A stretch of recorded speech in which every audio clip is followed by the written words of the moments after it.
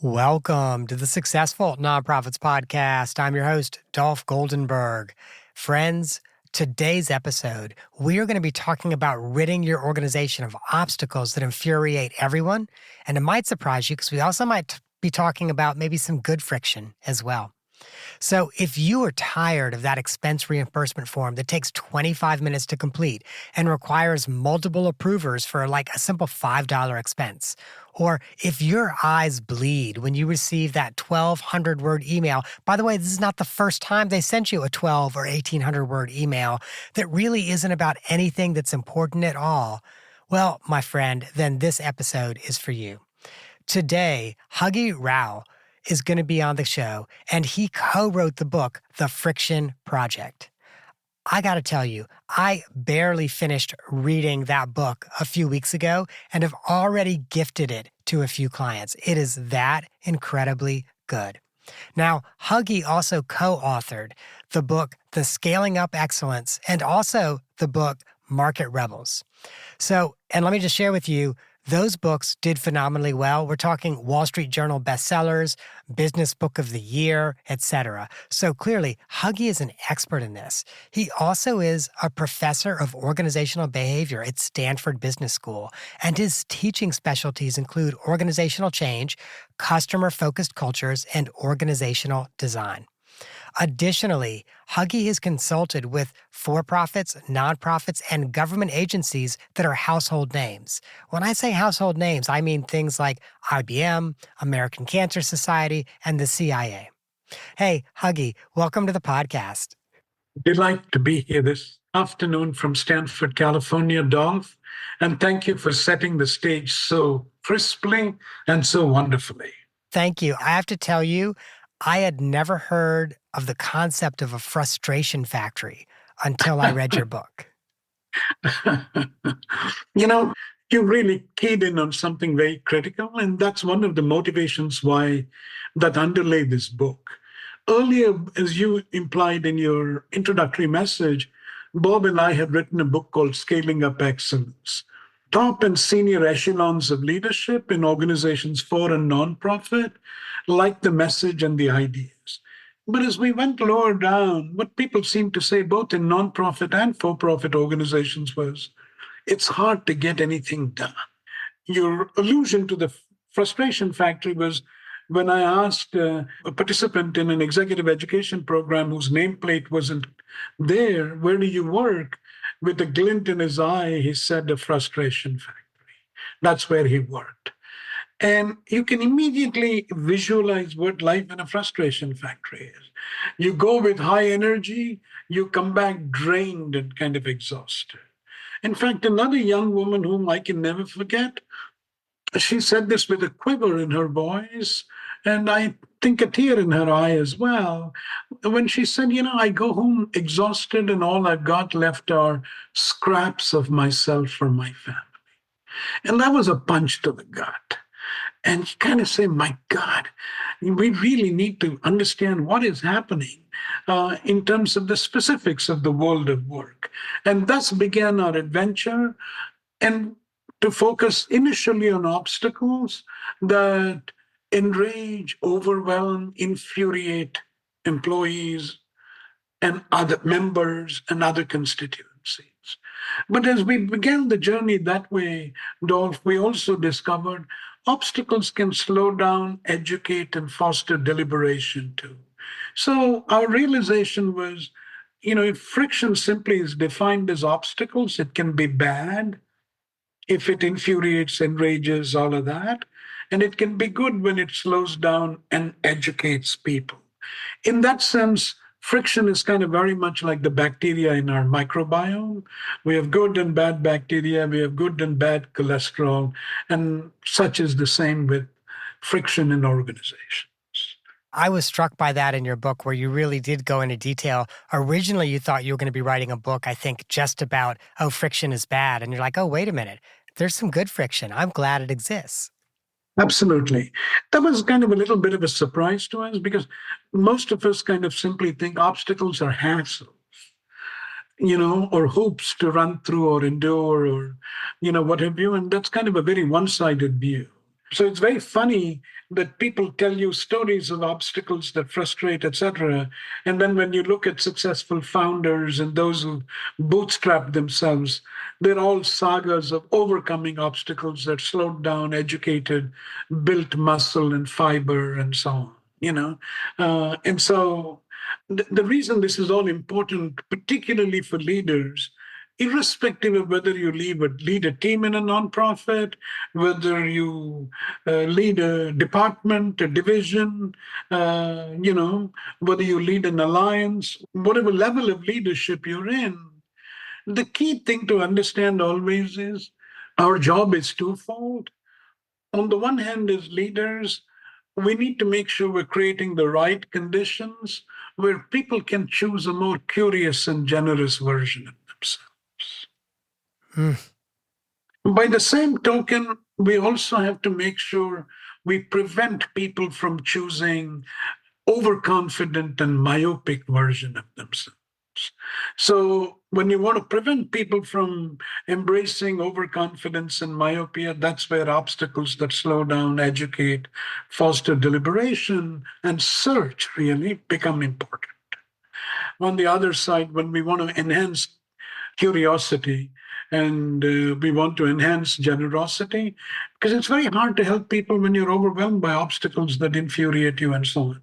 If it's okay with you, Dolph, dive just a little deeper in and maybe begin with bad friction. What we kind of realized was, as the remarks I gave you about the young lady with a tear in her eye and the guy who said who worked in a frustration factory, what they're telegraphing is we suffer from time poverty. Mm-hmm. I mean, we just have 24 hours a day. We've got our roles at home and at work and, in the community, and that's all you got. And you have to sleep and you have to restore and you have to do all of these things. I just have to pause for a second and think about that, because I think you're right. We do suffer from time poverty, but yet we've never had so many time-saving devices in the history of humanity. Like, to me, that's what's so ironic. Like, everyone's like, I don't have enough time. Washing your clothes used to be an all-day affair. And now you throw them in a machine and you go do other things while your clothes are washing. You certainly make an excellent point in noticing an irony. However, the thing is, it's not the time poverty itself, it's a necessary condition. It's not sufficient for bad friction. The other condition that you need is, and this is being recently discovered and discussed, is the addition bias that pervades all of us human beings. Mm-hmm. In any situation, instead of simplifying, we add. It's very interesting when you look at the difference between novices and experts. For example, in experimental studies, a novice leather buyer might actually mentally have many more categories of leather, whereas an expert leather buyer actually has far fewer categories. Hmm. Because they've seen a bigger probability distribution of events. Each new event doesn't require a category. They begin to see, broader kind of and sharper categorization. So that's like one example. So the addition bias is so pervasive. One report in Nature, which was a review of 20 studies, showed that in every single case, it didn't matter what you did. Please build a Lego model. People added more things to do than to subtract things. Let's plan a vacation. Well, you add more things than subtract. And finally, let's actually think of reforming a university. And in that study, they found that 89% of the suggestions had to do with additions and only 11% had to do with subtraction. So you got time poverty, you've got this deluge of addition. And what you have is you have people being overwhelmed. And when you're overwhelmed, the first thing you're going to say is, man, I don't have the bandwidth to do this. So curiosity goes for a toss. And then you just say, I'm too exhausted to help anybody. And generosity kind of goes by the wayside. And as you know, nonprofits in particular rely on both curiosity and generosity. You're not curious about your clients. You're not curious about your members. You're not curious about your constituencies. How can you organize, channel, and structure generosity? Hmm. It's very hard to do that effectively. So that's kind of the problem we see in the world of bad friction. I have to share with you, I knew from almost the very beginning, first couple of pages of your book, I was going to love your book because you described, and by the way, this is in the first few pages, and then it's probably under the oblivious leader section as well. You described doing something that I feel confident I've done as a leader. You described someone at a university that sent out a really, really long email with an even longer attachment. Can you talk about that? Absolutely. And I'm so glad, Dolph, you found the first few pages engaging, because what Bob and I wanted to do in the first few pages was to really invite people into a conversation immediately. And the way to invite people into a conversation is to get real very quickly. Otherwise, you're just kind of talking in kind of abstractions. And what happened was Stanford at that time was creating a new school of sustainability. And the vice provost in charge of that initiative, very inclusive individual, she wants to invite faculty. I don't doubt her intention for a moment. But the execution was kind of like mystifying because the vice provost was asking us, please volunteer 2 Saturdays of yours to help us brainstorm about the School of Sustainability. Wonderful overture, signaling I want to hear. But the mode of execution was weird. You had to wade through an email with close to 1,250 words. I mean, that is a long email. And then you had to wade through another 70 to 100 word attachment. And just the processing the invitation itself exhausts you. And you have the problem there. Bob, who certainly is a more gifted writer than I am, immediately shortened her message to, I think, far fewer words. He's just very good at cutting down, pruning, and so on and so forth. And of course, fired off a reply to the vice provost's boss, the provost. Nobody makes deposits of time. They're all in the withdrawal business. And if everything is a withdrawal from the bank of time, well, guess what? Right, right. You got to you got to deposit too in the bank if you have to kind of survive and thrive. And that's sort of a big challenge. And, removing bad friction, it's not like some gigantic thing. It could start with something super simple. One of the examples we have in the book actually is at Hawaii Pacific, a healthcare organization in Hawaii. And Melinda Ashton, the physician there, was fed up with the electronic patient record system. And she started a campaign called Get Rid of Stupid Stuff. Now, they got 187 targets identified, which were suggested by people as sources as stupid stuff that needed to be gotten rid of. But just because I think it's stupid doesn't mean it's necessarily stupid. One person's bad friction may be another person's good friction. So we need to kind of think of those spillovers. Anyway, when they looked at all the spillover effects, what they found was some 85 plus opportunities to make changes. And one of the changes, Dolph, was simply reducing a couple of keystrokes for nurses. So this is an enterprise with 4 hospitals, lots of nurses, lots of patients. And when you totaled all of this up, it amounted to $1,700 nursing hours a month. Wow. Just imagine that. Yeah, I've got to do some quick math. That's like 40 weeks of a nurse's time every month. There you go. Wow. Which reminds me of something that you said in your book that really hit home with me. And I think, most of my friends who are listening are leaders in their organization. I think it's going to hit home with them. And that's, as leaders, we're the trustees of other people's time. Completely. Because we all talk about respecting people. Dolph, don't you think that a concrete way in which I would respect you is to respect your time? Mm-hmm. Absolutely. And I just cannot fathom why people do not operationalize respect for the person as respect for the person's time. It's like respecting an individual doesn't simply mean saying, I don't want to hurt your feelings. It's a lot more than that, I think. It's like, I'm going to value your time. And I don't want to piss it away. I don't want to waste it away. Instead, I want to focus it. I want to channel it. And I think The moment we see ourselves as the trustee of other people's time, part of what we do is we then kind of think as leaders, we can then think of where do I take out bad friction and make the right things easy to do? Where do I put in good friction to make the wrong things harder to do? But let me finish with bad friction and I'll just get to good friction in a moment. So, our favorite phrase, and this is something all nonprofit leaders ought to think about, is getting rid of bad friction is not a one and done thing. Getting rid of bad friction is exactly like mowing the lawn. And you have to mow the lawn regularly. You don't do it episodically. You don't do it once in a while. And the problem in organizations is nobody mows the lawn. There's no department whose job it is to mow the lawn. So nobody thinks about mowing the lawn. And if you don't mow the lawn, weeds are going to overrun the place. But then everybody wants to add new saplings to the lawn. And you're thinking, you can add as many saplings as you want to the lawn, but they're going to be outcompeted by the weeds. And there lies the problem. There lies the problem. By the same token, you can create good friction in the simplest of ways.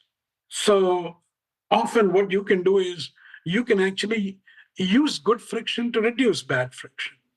So somebody wants to add something, you quickly say, great, what is it you're going to subtract? Or you'll actually say, hey, what if you had half the resources? And I think, we really need to automatically think of doing this. The problem, so a lot of the times you need the kind of balance, of making sure you have the bad friction and you kind of subtract that. And you got to have like some process that kind of makes sure you put in the good friction necessary. And good friction can take any shape. It could be a pause, like, for example, Andreessen Horowitz, a venture capital company here in the Bay Area, when the investment committee meets, it's a 5-person investment committee, Dolph. The norm is if all 5 people agree, they're never going to put money in the venture. Because the implication is, hey, that was like too quick. It's easy to agree. And if it's so easy to agree, if you think it's a great idea, somebody else has already done it, we don't know about it, or they're doing it and we don't know about it. And the other thing is maybe you didn't do due diligence.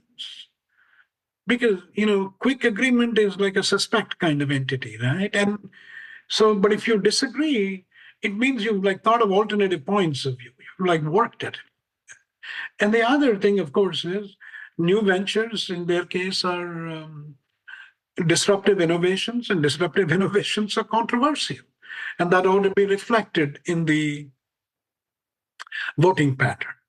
So that's why we call it a project. It's always taking the bad friction out, it's inserting the good friction. And now, where should you insert good friction is a very good question. So, what our sort of suggestions are is whenever a nonprofit organization is making a difficult to reverse decision, you can call them one way door decisions, that's when you need to slow down. That's kind of when you need to actually have obstacles that educate.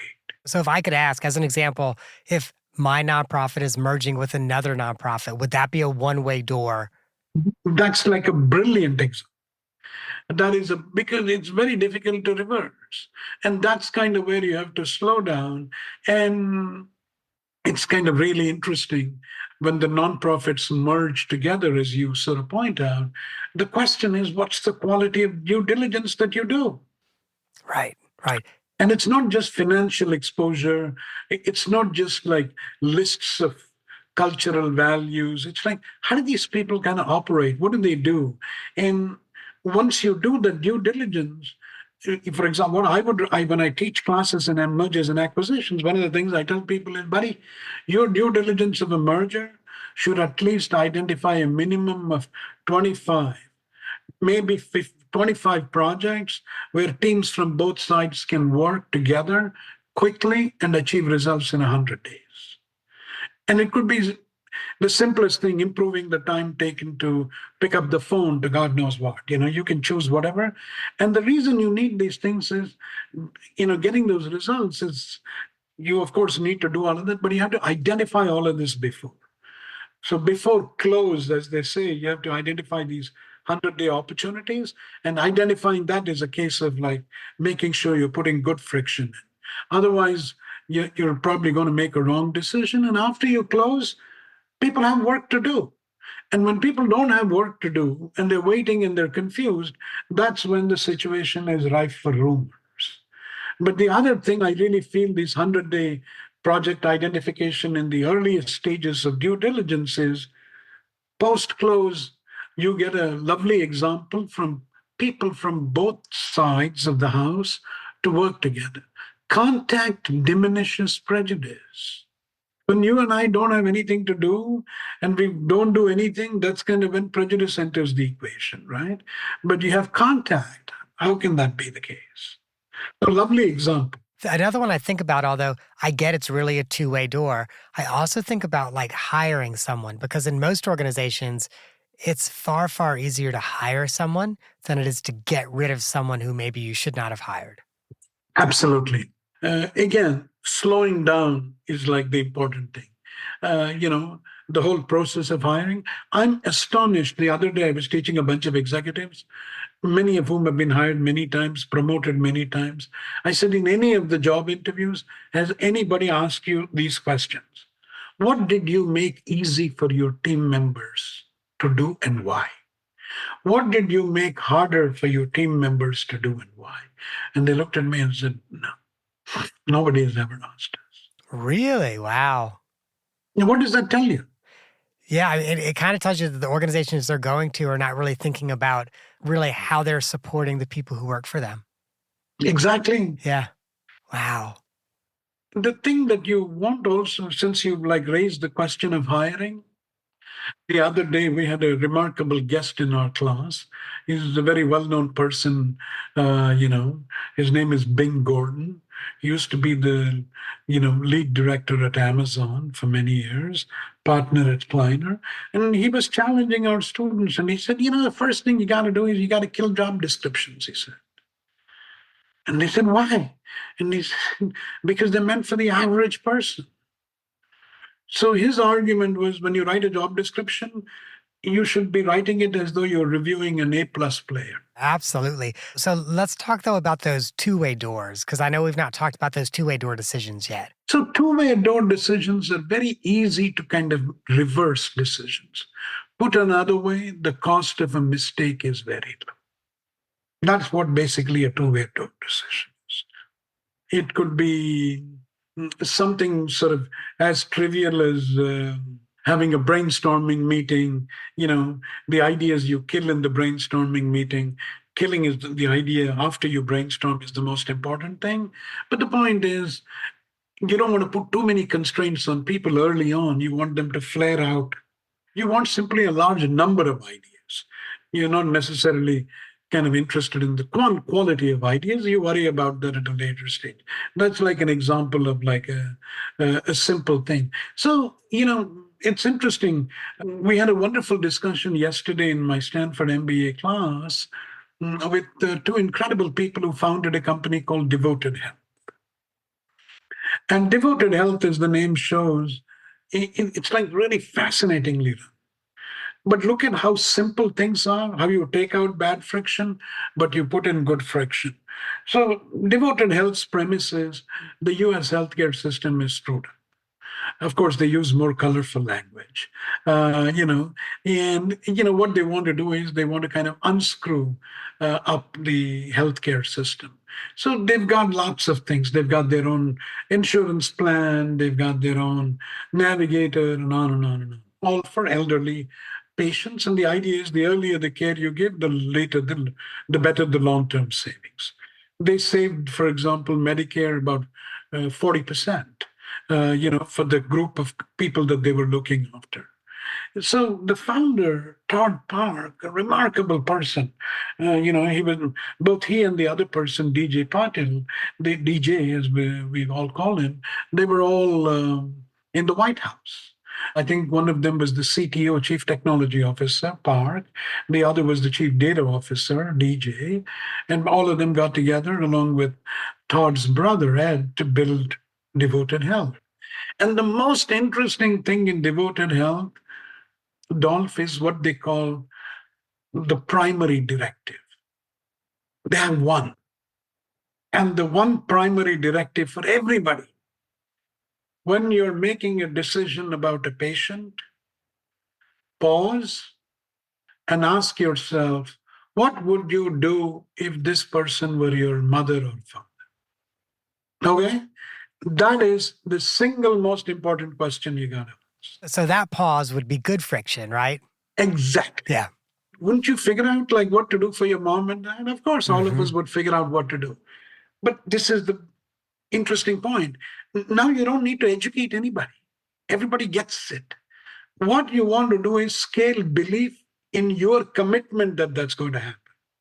Because people are going to say, really? You think I can actually spend so much money now because we're going to get a long-term gain? And that's kind of where you have to show them that happens. And the way you do that is through stories. The more stories people hear, the more people say, yeah, people do treat patients like they would treat their mom or dad. I can do that too. And now the organization is completely focused on one thing. Do I need to give you a job description? Once I give you this prime directive, you tell me, Dolph. You're right. You don't. You absolutely don't. And for our nonprofit friends in the audience, the question they need to be thinking about is, what is going to be the prime directive in my nonprofit? That's a game-changing question. That It is literally, Huggy, that's a game-changing question. I'm so glad you feel that way. Instead, what do people do? They just kind of have PowerPoints and then they want to roll a change out and they want to get buy-in. And people most of the time don't even know what the hell they're talking about. When you translate it as simply as Todd did, the one primary directive, that is it. That is the single most important thing for you. Everything else, you improvise, you change, you do. And you hear stories that reinforces and scales the belief. In the end, that is what is actually going to help nonprofits to scale. It's not the number of volunteers they have, it's not the number of members they have. It's like, how clear are they about the single most important thing to do? That's powerful. And that's a good segue into friction fixing, because that prime directive helps us cut through friction.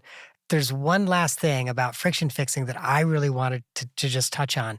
I loved this line in your book, and I'm going to read it. It's very short. Friction fixing is fueled by civility, caring, and love. Well, I'm glad that that sentence kind of leapt out at you. You truly are a discerning reader. And I'm going to channel Todd Park again, and others like him. In the end, what you need is friction fixing isn't logistics only. It's logistics multiplied by love. Because if you've got only logistics, I want efficiency and I want this and I want that and all that, you know, you may get it, but it's not going to kind of be long lasting, the impact. You need to multiply the logistics with love. On the other hand, if all that you got is love and no logistics, you got no follow through. Right, right. I have to share with you, I never thought I would hear a Stanford Business School professor say, logistics multiplied by love. You just warmed my heart in a way that you could never imagine. That's awesome. Thank you so very much, Dolph. I have to thank a number of people in the healthcare field, like, Todd and DJ and another entrepreneur called Jeff Spite. And that's sort of what they all do. And that's kind of what they all think. But you need love at the beginning. And then that's the pathway into logistics. And then when both kind of get multiplied, look at this prime directive. You've simplified the logistics enormously. And, like you were alluding to, you don't need to run up like an approval ladder and you don't need to kind of socialize and like do whatever. Do it. Right. Well, Huggy, there's one thing I'd love to do with you, and I do this with all of our guests. And I love to play two truths and a lie with our guests. So if you'd like to share two truths about yourself and a lie, don't tell me which one's the lie. I'm going to try to guess it. And by the way, this is how you will know that I've been scammed a couple times in my life. I'm terrible at this game. All righty. So if you've got two truths and a lie, I'd love to hear them. Two truths and a lie. Okay. Uh, I love research and reading and all of these things. I like cooking, you know, cooking different kinds of food from different parts of the world. I love swimming. Okay. I know for a fact you do like reading and research. I know that to be a fact. I've read your books. I can tell that. So now I have to decide, is it cooking or is it swimming? And I should say that cooking is the other truth, but I'm not. I could see you as a swimmer. Well, very good try. Very good try. Cooking and not swimming. Cooking. Yeah, it's funny. Like I could picture you in the kitchen, but I'm like, but I could also see Huggy like really loving to swim. Okay. Yes, I mean, I Wow. do. Actually, I'm afraid of swimming at some level. And No way, yeah, really. so the interesting thing is, the reason I'm kind of afraid of swimming is when I was a young kid, it was a long time ago in India, a friend of mine actually drowned. And, Oh, wow. I got to tell you, it's like a very powerful impact it has. But on the other hand, I should tell you, my wife loves beach vacations, and we do go to the beach, and she swims, and I wade around for a little while in the water and bleat when she goes too far away into the ocean. So I'll share with you, I don't swim. I don't know how to swim. My husband is an Ironman, which means, I think that's like a 2-something mile Oh swim, a my 100 and God. something mile bike ride, and then a marathon on top of that. But so he can swim 2 miles open water in the ocean. And two things about this. The first is, every now and then, one of his Ironman friends will say, "Oh, Dolph, when are you going to do a triathlon?" And my response is, "Never, because I can't swim and I'm not going to drown." But then the other thing, I've experienced that exactly what you're talking about. Where like I'll see Frank, we'll be at the beach, and he'll go out and out, and eventually I can't see him anymore, and that's when I'm very nervous. Like when We're similar in that regard. There you go. Oh, absolutely. Absolutely. Well, Huggy, thank you so much for coming on. I'm so grateful that you did. Before I let you go, I have to make sure that my friends who are listening know how to learn more about you. So, friends, you can go to Huggy's website. That's huggyrao.com. And while you are there, you can check out, because I spent some time there over the last couple weeks, you can check out all of his books. He's got TED Talks posted, other podcasts that he has been on. You also can see articles that he's written. So please make sure you go to huggyrao.com.